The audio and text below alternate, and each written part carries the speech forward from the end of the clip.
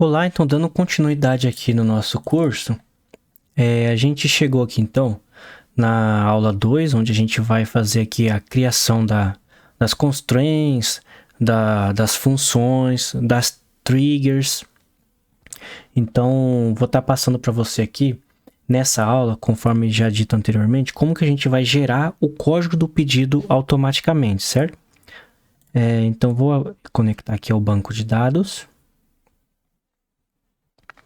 Vamos vir aqui para o nosso banco do curso. DB curso. E vamos só expandir aqui para a gente ver. Uma situação muito importante que eu não havia feito na aula anterior é a criação de um campo de datas aqui, de data de criação aqui na tabela de pedidos. A gente vai precisar desse campo de data para gerar o código. Então, eu vou excluir aqui e vou criar novamente junto com vocês. Então, aqui na tabela de pedidos, eu vou vir aqui nas propriedades, vou vir aqui em colunas, vou clicar com o botão direito, nova coluna, data.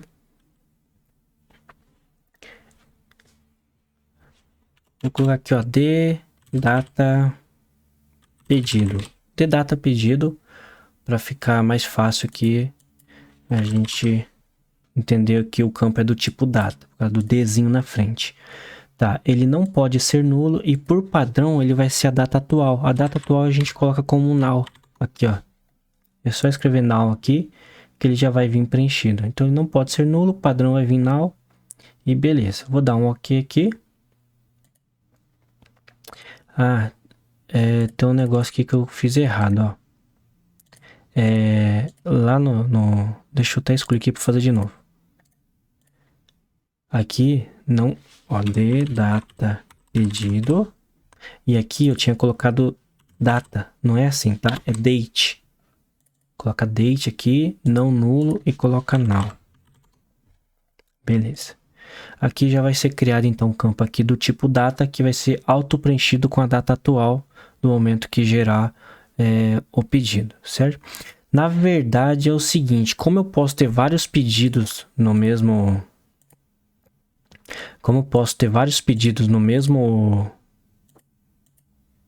Deixa eu só excluir aqui, ó. No mesmo dia, o campo não pode ser do tipo date, porque ele não vai gravar a hora e os segundos ali. Então, vamos de novo aqui, ó. De data pedido. E aqui ele vai ser um timestamp. Esse timestamp aqui. Ele não pode ser nulo e o padrão vai ser null. Então, vamos criar aqui. Então, sempre que a gente criar um registro na tabela de pedido, ele já vai preencher a data automaticamente. Vamos testar? Então, vou dar um salvar aqui, vou executar. Beleza. Vamos vir aqui nos dados da tabela. Eu vou excluir esse registro aqui, que eu estava fazendo um teste.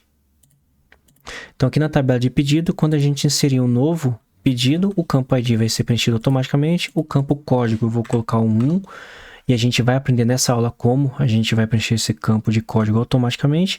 O ID do cliente, a gente sabe que a gente tem um cliente cadastrado com ID 3. Aqui eu consigo mostrar para vocês a importância de uma chave estrangeira. O que acontece? A gente já tem um cliente cadastrado com ID 3. Se eu tentar colocar um cliente aqui com ID 1, ele vai dar erro. Olha, ele vai dizer que o cliente ID 1 não existe. Como que ele sabe que o cliente ID 1 não existe? Por causa da chave estrangeira. Então, ele vai lá na tabela de cliente, verifica se tem um cliente com ID 1, se não tiver, ele não deixa cadastrar. Então, a gente vai passar aqui o 3, que eu sei que existe. E outra coisa também, lá na tabela de cliente, se eu tentar excluir um cliente que está referenciado em um pedido, ele também não vai deixar. Ele vai dizer que o cliente já está sendo usado. Isso é muito importante para travar e impedir que o seu usuário do seu sistema aí cometa alguns erros. Imagina você ter no seu sistema aí 100, 200 mil pedidos aí de um cliente que não existe. Então aqui, ó, o valor do pedido a gente pode deixar em branco.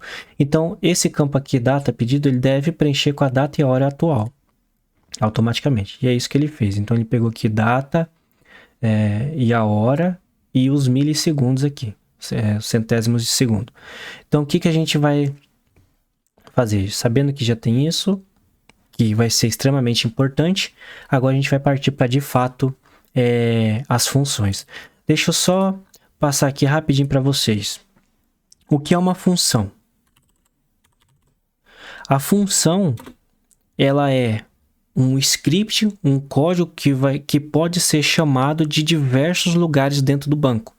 Então, eu posso fazer um select e chamar uma função. Ela é uma procedure, é um script pré-carregado ali, um script que você cria, que sempre que você chamar ele vai retornar um único valor, certo? No Postgres, a função, em qualquer outro lugar também, funções, elas sempre retornam apenas um valor. Então, você pode usar isso para criar qualquer coisa no banco de dados. Então, você quer obter a quantidade de saldo de um produto. Você cria uma função e sempre que você precisar saber o saldo de um produto, você faz um select chamando essa função que ele já vai trazer automaticamente. Você não precisa fazer o select inteiro para toda vez que você precisar de um saldo. Então, essa é a função. Temos também as triggers. O que é trigger? Triggers são os gatilhos. E o que esses gatilhos fazem? Eles são disparados automaticamente. Então, por exemplo, eu posso criar uma trigger para quando for inserido um pedido no sistema. Eu posso criar uma trigger para quando for alterado o valor de um campo. Eu posso criar uma trigger para quando for excluído o valor de um campo. Então, triggers, elas são muito utilizadas para calcular automaticamente um campo ou para criar um log. Então, tipo assim, qualquer coisa que você precise fazer de uma maneira automática, quando acontecer alguma coisa no registro da tabela, você vai chamar uma trigger. E dentro dessa trigger, ela vai chamar uma função, certo? Então, a gente vai ter nessa aula aqui de hoje exemplo dessas duas situações, certo?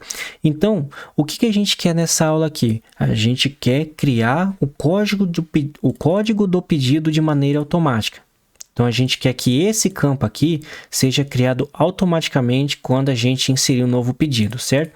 E o código do nosso pedido, ele vai ter a seguinte formatação. Ele vai vir os primeiros 2 dígitos, o ano atual, o terceiro e o quarto dígito, o mês atual, e os 4 últimos dígitos, uma sequência de quantos pedidos tem no sistema desse mês, do mês atual.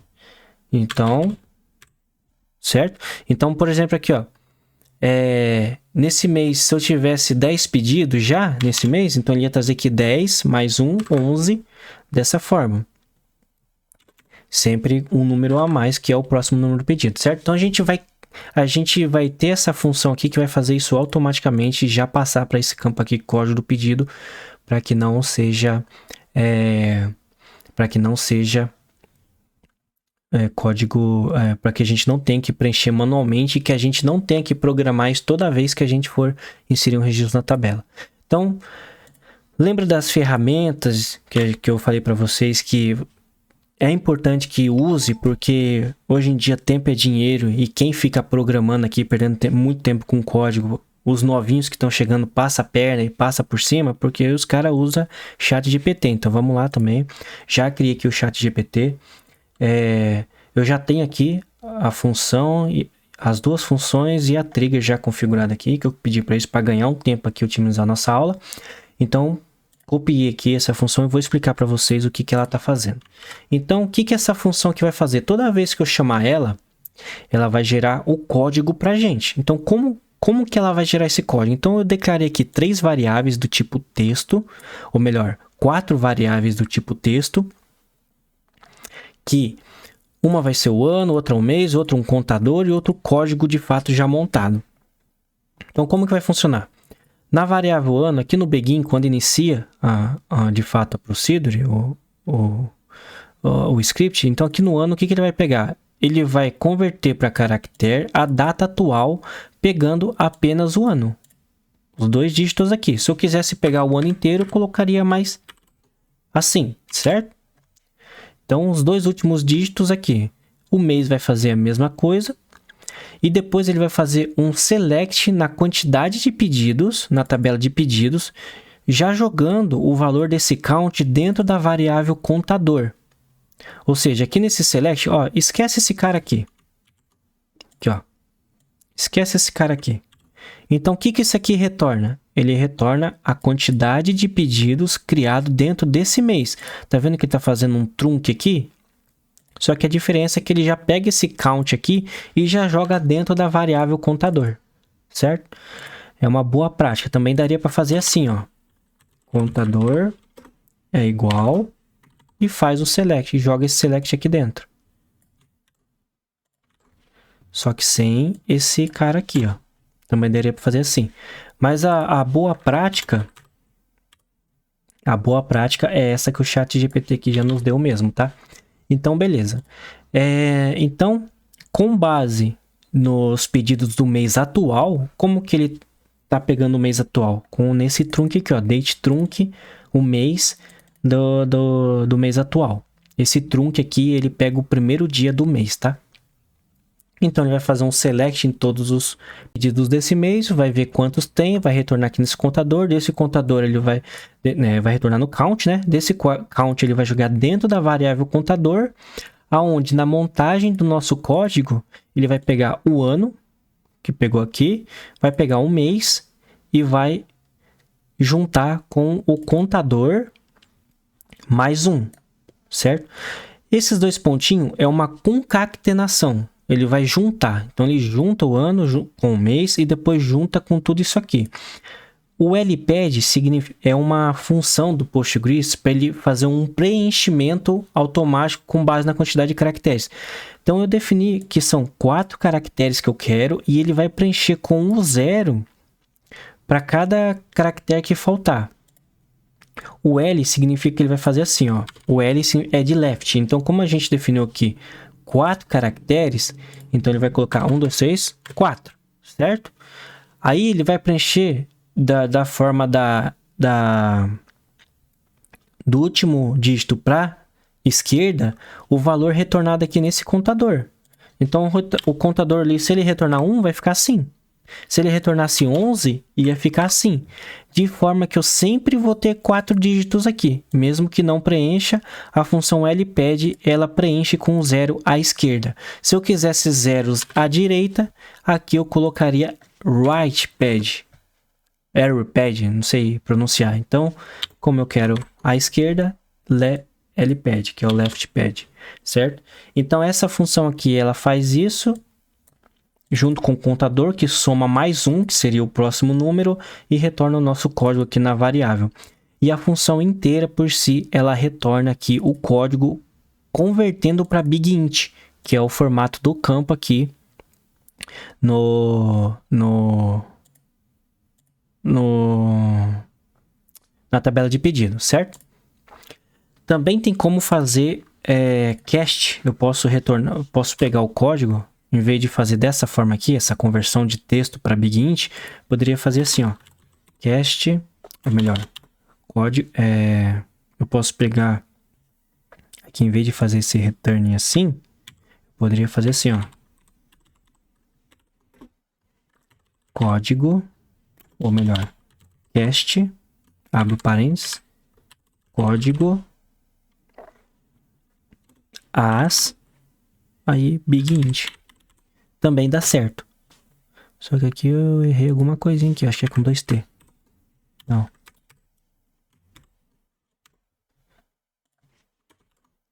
É return. É return, não é returning. Return. Return. Sim. Beleza? Então assim também daria certo. Eu vou voltar aqui para o jeito que o ChatGPT deixou pra gente aqui. Né, só para mostrar para vocês que, por mais que a gente use o ChatGPT, a gente sabe o que a gente está fazendo. Você sempre deve saber o que você está fazendo. Uma coisa que eu digo, o ChatGPT, ferramentas de IA, elas são para auxiliar, para te ajudar a ganhar tempo. Não é para fazer para você. Você tem que saber o que você está fazendo. Você tem que ser a cabeça. Então, se o ChatGPT te dá um código, você colocar aqui, você não entender o que esse código está fazendo, procure entender o que o código está fazendo. Você tem que saber, certo? Então, beleza, aqui retornou, então a gente vai selecionar tudo e vamos criar essa função. A função foi criada, agora eu vou vir aqui, ó, nas funções, vou atualizar e ela tá aqui, ó, gerar código do pedido, que é o nome da função aqui, certo? E nós vamos agora também criar uma outra função que vai chamar essa função. É assim mesmo, mas vocês vão entender por quê. Então aqui, ó, já vou apagar essa função, a gente já fez. Eu vou criar essa função aqui agora. Lembrando que a criação das funções tem que ser na ordem que eu estou passando para vocês. Primeiro você tem que ter a função principal, depois a função que retorna, depois a função que é chamada, a função de chamada, e por último a trigger. Se você tentar criar uma trigger antes dessa daqui, vai dar problema, porque ele não vai achar o nome da função aqui, ó. Ele não vai achar. E se você tentar criar essa daqui antes dessa daqui, também não vai achar isso aqui. Então tem que ser nessa ordem aqui. Então vamos pegar aqui, ó. Beleza. Aqui, essa função não tem muito que eu passar para vocês, porque ela é básica, entendeu? Ela só aqui, ó, create or replace function. Essa aqui é uma função de trigger. Então retorna como uma trigger. E aqui ele faz o begin, aqui ele começa. Se o novo código do pedido for vazio, ou seja, se new, ncódigo, ou seja, quando a gente chamar essa função, a gente vai estar chamando essa função a partir de uma trigger que está relacionada a uma tabela. Então, nessa tabela, quando eu tenho aqui new, significa que é o novo registro. Se o novo registro que está entrando, o campo ncódigo dele for vazio, então ele vai pegar o novo campo e vai jogar o valor que é retornado da função que acabamos de criar. Entendeu? Então, o que ele está fazendo? Ó, o Postgres, acabou de entrar um pedido aqui. Automaticamente a trigger vai chamar essa função. Essa função vai fazer o quê? Se esse novo registro, o campo código, é vazio, então esse novo código vai receber o código do pedido que foi gerado naquela função que a gente acabou de criar, certo? Ele vai retornar o novo e assim morreu a função aqui.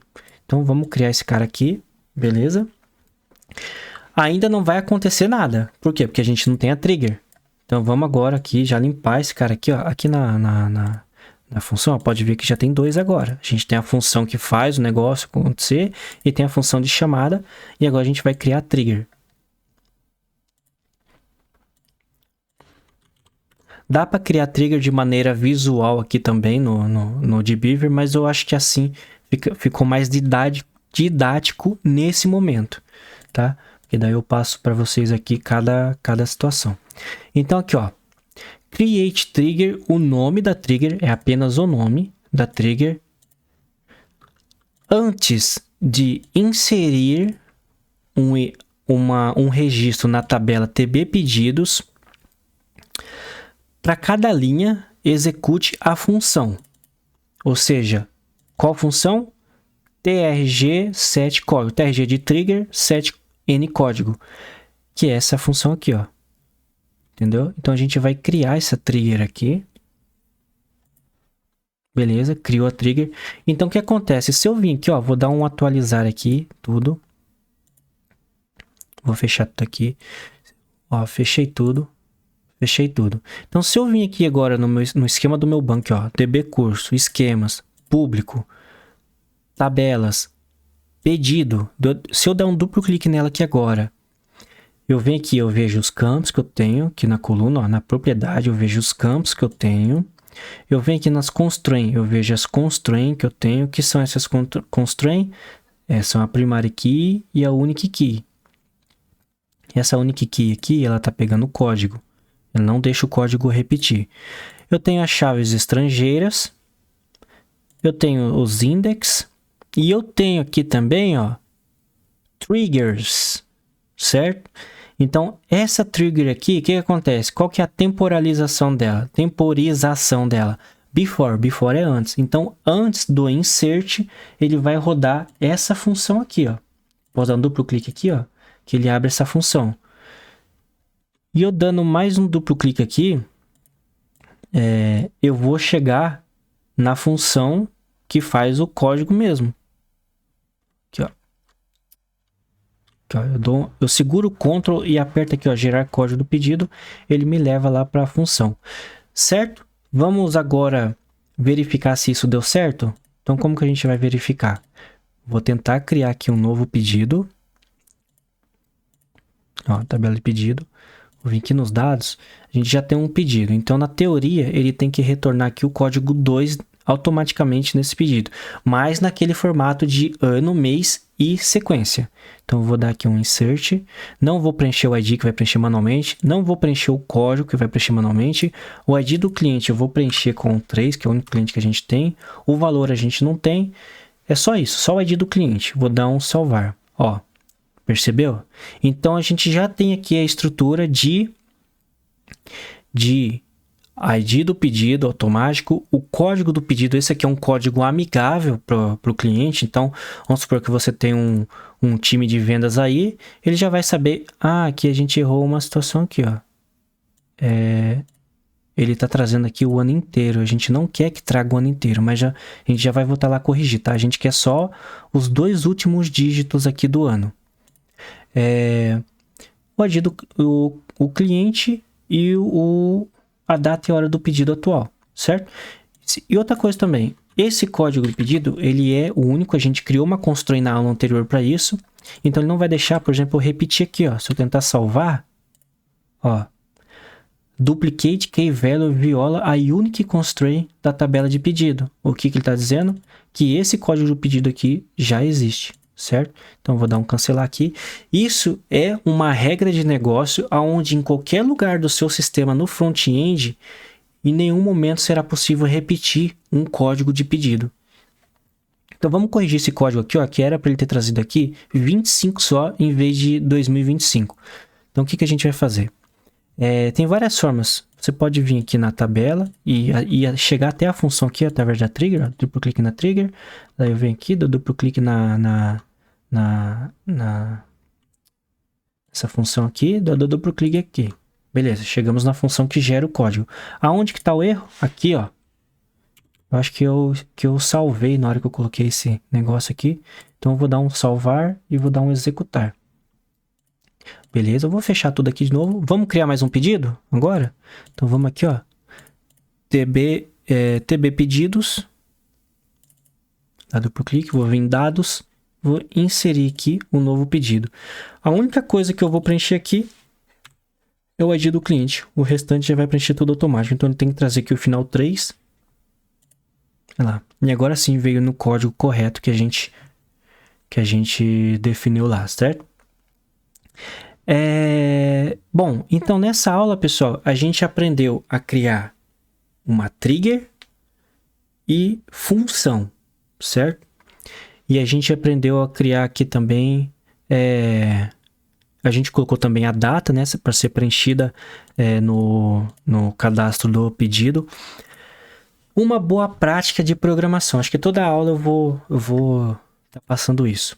Uma boa prática é toda a tabela que você criar, você tem que ter um campo de data de criação automático, igual aqui, ó. Você tem que ter um campo de data de criação do registro automático. Você tem que ter um campo de última modificação. E você tem que ter um campo do ID do usuário que fez essa modificação. Mais para frente no curso a gente vai fazer tudo isso quando a gente criar ali a nossa regra de log de cada tabela. A gente vai criar uma estrutura complexa de logs também para que o curso fique bem completinho, certo? Espero que vocês tenham gostado dessa aula.